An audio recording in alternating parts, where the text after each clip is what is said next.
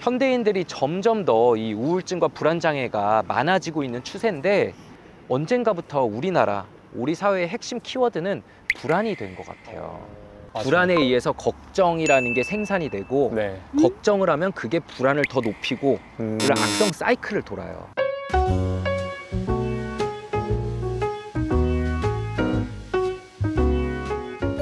여러분 안녕하세요. 우리 모두에게 기적을 미라클의 박입니다. 오늘은 정말로 특별한 분을 모셨습니다. 정신건강의학과 전문의 김지용 선생님 모셨습니다.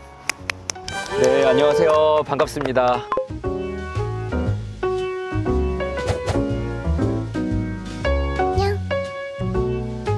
제가 한 가지 좀 질투나는 거 짚고 넘어가도 될까요? 갑자기. 유퀴즈 나가셨더라고요. 아, 옛날 얘긴데 벌써. 그리고 사실 형님 또 엄청난 또 채널을 운영하고 계시잖아요. 내부자들. 미라클에 비하면 엄청나다고 할 수가 없는데, 네, 그래도 정신과에 대해서는 가장 전문적으로 많은 내용들이 좀 정리되어 있지 않을까라고 생각을 하고요. 부족하지만 열심히 하고 있습니다. 뇌부자들이잖아요. 그게 어떻게 그렇게 짓게 되신 거예요? 그때는 이제 영화 내부자들이 네. 히트할 때였어요. 아, 그때만 해도 정말 안 갔어요. 정신과 비밀스러운 곳이고 모르니까 우리 내부자들이 최대한 내부 정보를 알려주겠다. 잘 됐는지 모르겠네요. 많은 사람들이 이 정신과 진료에 대한 문턱을 많이 낮출 수 있었던 좀 원동력이 된 것 같아요. 사회 분위기가 7, 8년 사이에 너무 많이 바뀌었다고 느끼는데 전 세계적인 트렌드라고 생각을 해요. 무엇보다 고무적인 거는 정신질환을 실제로 앓은 당사자분들께서 네. 자기의 이야기들을 이제는 서스럼 없이 내주는 게 굉장히 반가운 것 같아요. 저희가 진짜 선생님을 모신 이유는 이제 저도 6년 됐더라고요. 미라클 채널 시작한 지. 근데 진짜 많은 분들이 댓글도 하시고 DM도 보내시고 메일도 보내세요. 정신적으로 어려움을 겪으시는 분들이 상담을 많이 하시는데 솔직히 저는 저의 경험으로는 상담할 수 없는 내용들이 너무 많기 때문에 저도 버겁더라고요. 어느 순간은. 그쵸. 오늘 짧은 시간이지만 그분들에게 좀 답변을 드리고자 모셨습니다. 저희 채널에도 정말 사연들이 많이 와요. 직접 경험하지 않은 것도 상상하면서 어느 정도 느낄 수 있는 게 사람이 가진 공감 능력이라고 하지만 겪어봐야만 알 수 있는 것들도 있거든요. 맞아. 함부로 그 마음 알겠다. 그러니 이렇게 해봐라 라는 조언은 더 안 좋을 때도 많은 것 같아요. 저도 다치기 전에는 전혀 이렇게 다친 사람들이나 장애가 있는 분들에 대해서 생각해 본 적도 없고 사실 생각하려고도 해본 적이 없는 것 같아요. 근데 다쳐보니까 와, 경험한 거랑 안 한 거랑은 정말 천지 차이더라고요. 그래서 저도 그 마음 알겠다라는 말은 거의 안 나가는 것 같아요. 나는 진짜 상상할 수 없이 힘들겠다. 우리가 보통 조언이라고 하면은 그 조언의 99%는 그 사람은 이미 다 생각해 본 거예요. 사실 당사자만큼 그 문제에 대해서 깊게 고민하고 성찰하는 사람이 어디 있겠어요. 그래도 답이 안 나오는 것 같으니까 이렇게 상담까지 하게 되고 메일까지 보내게 되는 거거든요. 그래서 그때 우리가 할 수 있는 최선은 진짜 들어주는 거라고 생각합니다. 완벽히 통계를 내보진 않았지만 그 중에서 정말 많은 다수의 분들이 우울증이나 공황장애 이런 이야기를 굉장히 많이 하세요.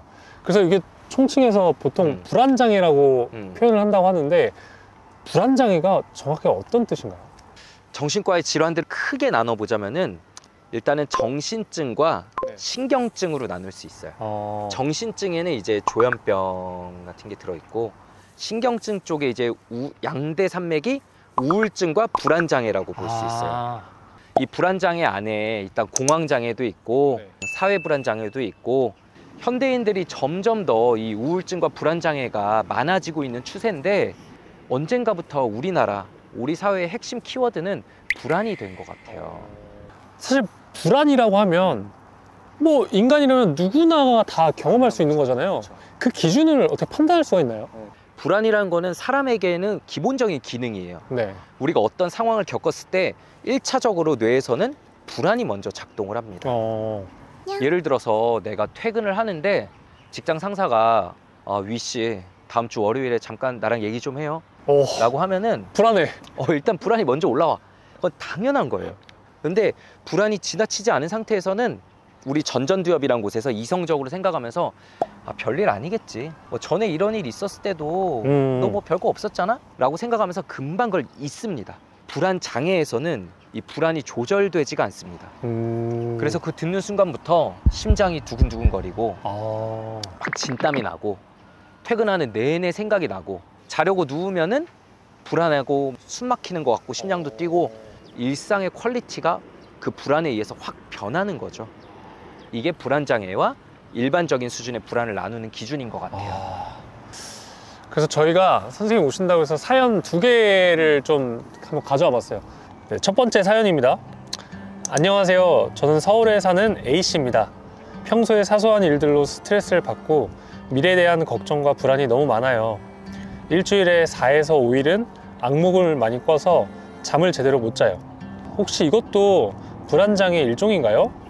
이 정도로 자주 악몽을 꾸고 항상 쫓기는 마음이 든다면 한번 검사를 해볼 필요는 있다고 생각을 합니다. 우리가 수면 퀄리티는 삶에 상당한 영향을 미치거든요. 깊게 못 자면은 사실 우리 뇌가 제대로 못 쉬고 그리고 그 다음날 현실적인 스트레스 상황들에 더 취약하고 그래도 우리가 불안을 볼 수 있는 몇 가지 검사들이 있어요. 그러면은 실제로 내 뇌에서 불안한 뇌파가 얼마나 나오는지 그리고 내 몸의 자율신경의 불안 때문에 만성적으로 힘들어지면 내 몸의 자율신경계 균형도 깨지는데 이런 게 얼마나 깨져 있는지도 우리가 직접 데이터로 볼 수가 있습니다. 그냥 검사 결과 보여드렸을 뿐인데 갑자기 우시는 분들도 있어요. 왜냐면 내 뇌의 균형이 이렇게 무너져 있는 거였구나, 치료하면 되는 문제구나라는 걸 깨닫는 것 자체로 편해지시는 경우들이 있거든요. 그래서 이분도 만성적으로 피곤할 가능성이 높고요. 그리고 나 스스로도 그러기 싫은데 마음의 여유가 없어서 쉽게 짜증나는 게 동반될 수도 있고요. 이걸 그냥 내버려 두기보다는 한번 검사도 받아보시고 필요하면 치료도 좀 해보시고 꼭 약물 치료하지 않더라도 삶의 어떤 부분을 어떻게 교정해야 될지 전문적인 조언을 들어보는 게 좀 도움될 수 있거든요. 그러니까 확실히 나의 상태를 객관적으로 바라볼 수 있다는 게 좀 많이 나아갈 수 있는 거죠. 그렇죠. 그럼 두 번째 사연 가겠습니다. 안녕하세요. 저희 형은 10년 동안 공황장애를 겪고 있습니다. 25살 때 전조 증상이 몇 번 있다가 지하철에서 발작 증상이 나타났습니다. 불안 증세도 심하고 왼손 마비도 오면서 정신과 진료를 받았었는데 부작용이 너무 심해 치료를 중단했습니다. 다행히 지금은 다시 수면 유도제를 먹으면서 편안해졌고 생활 반경도 조금씩 넓혀가고 있습니다. 하지만 아직도 공황 증세가 다시 심해질까봐 불안함이 많은 것 같아요. 옆에서 어떻게 도와주는 게 좋을까요? 하셨습니다. 공황은 진짜 겪어본 사람만 압니다. 저는 되게 어릴 때 겪어본 적이 있어요. 되게 부끄러운 진짜요? 얘기지만 왜 부끄러운 얘기냐면 술 먹고 대학병원에 응급실에 있으면은 공황으로 오시는 분들의 상당수는 과음한 다음 날이에요. 실제로 몸에서 급속히 알코올이 빠져나가면서 공황으로 이어지는 경우들이 꽤나 흔해요. 저도 이제 의대생 때 선배들이 따라주는 술을 피하지 못했다가 다음날 진짜 공황을 겪었었는데 저는 진짜로 내가 이렇게 가는구나. 진짜요? 아직도 기억나는 게 겪어보지 못한 온몸에 마비가 오고 저는 공황 장애가 아니니까 이거를 다행히 반복하진 않았어요. 근데 공황 장애이신 분들은 이게 그냥 와요. 운전하고 가다가도 오고 집에서 누워 자다가도 오고 재밌게 영화 보다가도 와요. 그럼 이게 너무 두려운 거예요. 주변에서는 야 그냥 지나가잖아 라고 하지만 그 당사자들이 겪는 공포는 진짜 겪어본 사람만 알 수가 있어요. 그래서 약물 치료를 당연히 해야 됩니다. 90%가 약물 치료에 잘 반응하는데 이분께서는 약물 치료에 반응 잘 안 하셨던 10%인지 아니면은 약에 되게 민감하신 분들이 있어요. 좀 되게 안타깝긴 해요. 왜냐하면 약물 치료의 반응이 대표적으로 좋은 질환이거든요. 그래서 이런 경우에는 선택지는 한 2개 정도 있을 것 같아요. 약물 치료에 굉장히 조심스럽게 다시 도전해 본다. 정말 소량만 쓰면서. 왜냐하면 그런 부작용이 심한 분들은 소량만 써도 반응이 잘 나오는 경우가 있어요. 약물 치료가 잘 안 된다면 비약물 치료들이 있어요. 요즘에는 이제 머리를 때려서 자기장을 유발시키는 치료도 있고 약한 전기를 흐르게 하는 치료도 있거든요. 되게 안전한 치료들이에요. 가족들이나 주변 지인들이 보면은 진짜 많이 답답하실 거예요. 얘가 힘들어하는 건 알겠다. 근데 이건 좀 너무한 거 아니냐. 얘가 질병 뒤에 숨는 것 같다. 근데 그럴 때 말씀드리는 게 사실 당사자만큼 힘든 사람이 어디 있겠냐. 그러니까 가족들도 힘든 게 맞아요. 그러니까 가족들도 무조건 참아야만 되는 거 아니고 가끔씩은 이렇게 지적하는 날카로운 말도 하실 필요가 있는데 널 어떻게 도와주면 좋겠니? 라고 먼저 물어보시는 게 제일 좋습니다. 불안장애를 느끼는 사람들이 가장 먼저 이 증상을 치료하기 위해서 첫 번째로 해야 될 건 무엇이 있을까요? 불안이 극심하지 않은 상태에서는 운동이랑 명상이 양대 산맥일 것 같아요. 불안하면은 생각이 끊기질 않거든요. 맞아요. 불안에 의해서 걱정이라는 게 생산이 되고 네. 걱정을 하면 그게 불안을 더 높이고 이런 악성 사이클을 돌아요. 그래서 생각을 한번 끊어주는 게 제일 중요한데 어떤 사람들은 불안해질 때 먹죠. 먹는 것도 효과가 있어요. 근데 부작용이 따라오죠. 이제 뭐 살이 찐다던가 불안할 때 술을 마시면은 저 친구 불안한 거 아니에요? 불안할 때 술을 마시면 분명히 항불안 작용이 좀 있어요. 편해져요. 근데 문제는 술은 깰 때 더 불안하게 만들어져요. 부작용이 없는 건강한 거 양대 산맥이 운동과 명상인 것 같아요. 불안이 너무 심한 분들이시면은 네. 이게 더 안 됩니다. 그러니까 나는 명상을 하러 갔는데 보면은 다른 사람들은 다 명상에 집중하면서 잘하고 있는데 나는 그 와중에도 걱정이 끊기지가 않는 거예요. 이럴 때는 그냥 치료를 받으셔야죠. 이렇게 저처럼 일반적인 인생을 살다가 갑자기 큰 사고로 인해서 중도장애가 생긴 사람들, 그 사람들은 상대적으로 불안장애 증상이 생길 확률이 좀 더 높은가요? 이게 되게 죄송한 말이지만 만성 통증이나 신체 질환을 갖고 있는 분들이 우울증이나 불안장애에 더 취약한 거는 사실입니다. 리스크에 더 노출되는 거예요. 어쩔 수 없어요. 너희는 더 약해 그 말을 하는 게 아니라 우리가 그런 힘든 상황이라는 거를 인정하고 그렇다면 어떻게 현명하게 이걸 좀 더 메꿀 수 있을까? 이걸 생각해 보는 게 좋거든요. 정신도 통증으로 바라보고 통증 치료 하신다고 그렇게 말씀하셨는데 뇌도 우리 신체 장기의 일부거든요. 기다리는 걸로 치유가 되지 않을 때는 적극적인 치료를 해야 돼요. 아직까지도 정신과에 대해서는 이런 시각이 되게 많아요. 뇌는 왠지 우리의 의지로 할 수 있을 것 같고 그래도 노력하면 될 것 같고 예를 들어서 우리가 갑자기 갑상선 기능 저하증이 와가지고 갑상선에 힘이 없어졌어요. 막 식욕 조절도 안 되고 사람이 축 처져 있어요. 그러면은 100이면 100 갑상선 호르몬 치료를 하거든요. 야, 너 이거 의지로 이겨내야지. 뭐 하는 거야? 왜 병원에 기대? 이러지 않잖아요. 치료를 해야 되고요. 그럼 치료를 할 때 또 이런 말들을 많이 들어요.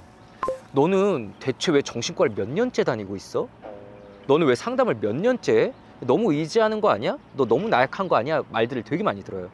저는 재활 운동에 비유해서 많이 설명을 하거든요. 재활을 몇 년째 해요. 그러면 사람들이 뭐라고 하죠? 와, 너 진짜 끈기 있다. 우리 정신적인 것도 똑같아요. 상담센터나 정신과에 오래 다니면서 치료하는 사람들은 진짜 그 힘든 와중에도 더 좋아지려는 의지를 놓지 않고 강한 의지로 계속 노력하고 있는 사람들이거든요. 그럼 칭찬해줘야 돼요. 그러면 대부분 다 더 건강해집니다. 실제로 선생님이랑 오랫동안 진료를 보신 분들 중에서 실제 좀 좋아지셨나요? 좋아질 수밖에 없어요. 그럼 제가 잘한 거냐? 그게 아니라 그분이 몇 년 동안 꾸준히 자기의 마음을 들여다보려고 하고 일상생활에서도 대인관계에서도 이렇게 고쳐봐야겠다라고 계속 노력하는데 어떻게 안 좋아질 수 있겠어요? 스스로의 노력이 스스로를 건강하게 만든 거죠. 그러면은 진짜 정신과 진료를 통해서 분명히 나아질 수 있는 확률이 엄청나게 높은 거네요. 당연하죠. 근데 물론 쉽지 않죠. 진짜. 그러니까 끈기도 필요하다. 그렇죠. 사람들이 정신과 약이라고 하면은 일단 사람들의 생각이 있잖아요. 근데 진짜 궁금한 게 약을 먹고 실제로 호전이 되는 사례가 많이 있나요? 너무 많죠. 진짜. 그러니까 100% 효과를 본다고는 절대 말을 못 합니다. 왜냐하면 항우울제도 반응률이 한 70% 정도라고 하거든요. 안타깝지만 30% 정도 분들에게는 약물이 잘 안 들을 수 있어요. 근데 70% 효과다. 도전 안 해볼 수 없잖아요. 그렇죠. 근데 30%는 안타깝게 부작용이 효과보다 더 클 수가 있어요. 그래서 망설여지게 되지만 정말 획기적인 효과를 볼 수도 있으니까 도전을 웬만하면 해보는 편이거든요. 만능의 약처럼 말씀드릴 수는 없지만 실제로 굉장히 효과를 많이 보고요. 정신적으로 좀 불안함을 느끼고 어려움을 느껴서 내가 진짜 누군가의 도움을 받고 싶다 이렇게 느꼈을 때는 그냥 주저하지 말고 정신과 진료를 받는 게 진짜 큰 방법일 수 있겠네요. 저는 정신과 약을 먹어본 적이 있어요. 이제 항우울제 중에 사람 각성도 시키고 잠도 좀 덜 자게 하고 이런 약이 있거든요. 제가 전공의 때 제가 너무 힘들어하니까 윈년차 전공의가 먹어보지 않겠니? 라고 제안을 했어요. 동료가 알아보는 거예요. 달라진 거야. 저 뇌부자들 같이 하는 그 허규 형이라는 친구가 있는데 형 요즘 약 먹지? 이러는 거예요. 그래서 제가 너무 놀라가지고 야 어떻게 알았어요? 그랬더니 형이 옛날에는 점심도 안 먹고 틈만 나면은 누우려고 하던데 점심시간에 앉아가지고 일을 하고 있는 거야. 근데 제가 또 끈기가 좀 부족한 사람이어가지고 얼마 먹다가 끊었거든요. 형 요즘 약 끊었지? 라고. 야, 신기하다. 정신과 선생님들은 되게 단단할 것 같은데 사정이 다 있네요. 그죠, 저희 다 사람인데. 이런 증상을 안 겪기 위해서 미리 예방할 수 있는 방법도 있나요? 일단은 예방이 이렇게 뜻대로 잘 안 될 겁니다. 말씀드리고 싶은 건 너무 좌절하지 않으셨으면 좋겠어요. 공황이나 막 불안이나 강박이나 다 똑같아요. 이거를 완전히 없애야지 내가 자유로운 삶을 살 수 있다. 이거를 포인트로 두시면은 영원히 힘들 수 있어요. 얘가 어느 정도 좀 약해져서 갖고 사는 거, 그냥 별로 신경 안 쓰면서 갖고 사는 거 정도가 되면은 그게 정말 치료의 목표가 돼야 될 거라고 생각하거든요. 물론 술 같은 경우엔 아예 그냥 끊어버려야 되겠지만 공황이나 강박이나 이런 불안 증세 같은 경우에는 그냥 내 의지와 상관없이 올라올 수 있다. 근데 올라오더라도 내가 너무 휩쓸려가서 내 삶이 무너지지만 않으면 내가 충분히 잘 살고 있는 거다라고 생각을 하셨으면 좋겠고요. 아까 말씀하신 것처럼 우리를 자꾸 불안하게 만드는 요인들이 너무 많아요.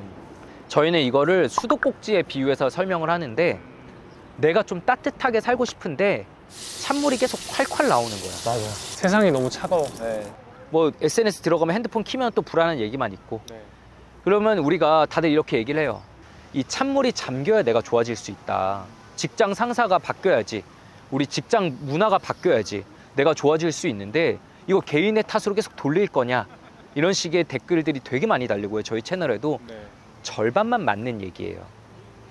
찬물이 다 잠겼으면 저도 좋겠는데 내 마음대로 다 찬물이 안 잠긴다는 걸 인정하고 우리가 그 에너지를 뜨거운 물 트는 데 써야 돼요. 그래서 진짜 세상이 점점 더 뭐 같아지지만 이 와중에 나를 위해서 뜨거운 물 틀어주는 경험들을 한다. 저는 제 눈에 보이는 저분들 다 지금 뜨거운 물 틀고 있는 중이라고 생각을 해요. 나와서 이런 시간들을 보내고 점심시간에 잠깐이라도 10분이라도 벤치에 앉아서 햇볕 쬐고 아 따뜻하구나 느끼는 거. 내가 하루 종일 온 직장에서 고생한 만큼 퇴근 후에는 친구들이랑 맛있는 거 먹는 약속 잡는 거. 이런 것들이 우리 삶에 뜨거운 물 틀어주는 거라고 생각을 하고요. 뜨거운 물 조금이라도 더 잘 트는 게 공황이나 불안을 예방하는 거겠죠. 아, 저는 오늘 선생님이랑 그냥 얘기하는 것만으로도 제가 좀 따뜻해졌습니다. 저도 약간 최근에 이렇게 차가운 걸 많이 경험했거든요. 찬물이 좀 많이 나왔죠? 좀 이렇게 야외에 나와서 이렇게 뻥 뚫린 공간에서 또 이야기 나누니까 좀 힐링되는 시간이었던 것 같아요. 여기 안 왔으면 저도 이제 집이나 사무실에 gat혀 있을 뻔했는데 너무 좋다. 사실 오늘로 끝날 얘기는 아니고요. 선생님 몇 분 더 와주셔야 돼요. 그래요? 저야 뭐 언제든지 불러주면. 구독하시는 분들께서도 이런 얘기 들으면서 우리 인생에 대해서 스스로 관대해졌으면 좋겠어요. 조금 여유로운 마음을 가졌으면 좋겠습니다. 오늘 나와주셔서 너무나 감사드리고요. 하나, 둘, 셋. 우리 모두에게 기적을 미라클! 와! 와! 나와주셔서